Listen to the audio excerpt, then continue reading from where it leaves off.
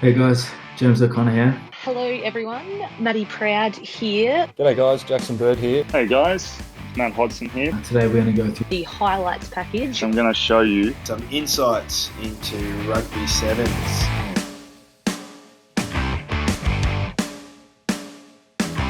So the game I've chosen here is a quarter-final. It's Australia versus England in Vancouver. Just talking about sevens in general, it truly is an ultimate test for a rugby player. It's the magnification of skills. If you're not good at something, you will be exposed. If you make a mistake, you will be paying for it, and the rest of your team will be as well.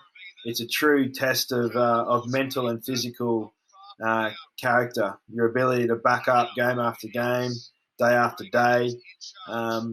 And for instance, this game here, it's a quarterfinal. It's a very important game for both teams because it enables you to then have a crack at the podium. And it's generally on a Sunday morning after a full day of rugby on the Saturday. So you really are tested. But what I will talk to you about before they kick off is just three key areas. The restart possession, attack and defence. And if you quickly look at the frequency of what happens in a game, the restart is right up there. And it's a vital part of the game. You'll probably get 8 restarts on average in a game. That's 6 tries and then half time and the start of a game. So eight restarts where you have the opportunity to gather the ball and attack with it. So that's one of the key areas that all sevens teams really focus on, and then generate strategies and try and execute skills around it. So a lot of teams were lining up pretty tight to that line and trying to own space. So you can see there England's team straight across there. The day before we were very much going short. It had some real dominance there. So adjusting strategies and adapting, but England left a lot of space out here at the back, and it was a really nice spongy surface for us to kick off. So we had a bit of deception and tried something different. And certainly in this occasion, it did pay some dividends, as you'll see. But that's your different options there is playing what's in front of you and then making a decision around how you can have a crack at that ball. So if we look at the execution of the kick, it's nice and high and deep, which enables a dominant tackle.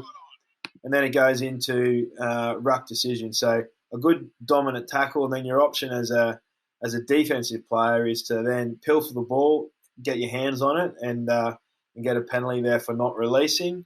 Or in most cases, in a dominant tackle, you want to take space and you want to get under that player's shoulder, which the Aussie player has here. He's got some good body height, and then identification that we're on the front foot and that we can sort of more or less flood that ruck to retrieve that ball. And then generating the penalty for hands on the ball, and then nice start for the team there to then make some use of some width and some space, and then putting some pressure over that try line from England. So from a restart point of view, but then if we just look conversely, look at England,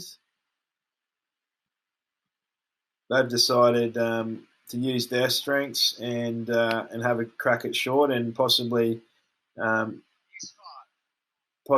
choosing a weakness within the Australian team. But there's a couple of key points here around mitigating risk, but also getting yourself the best opportunity.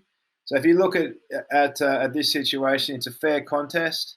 You've got both players up in the air going for the ball. Okay, and then England have put one player past the ball that's trying to get in front of this player, that if it does go down in our area, that they're there to steal. And then England here have got good support play for anything that lands in this area here. So it's a great kick. It's a good contest. England's player, they're owning the space just a little bit more, getting a good piece of the ball and slapping it back into the waiting hands of the England player there, for them then to attack in their own half after just scoring a try to really put the pressure on. So the momentum certainly there with England, and it shows you the importance of a restart to then attack from. Just a quick summary of the restarts.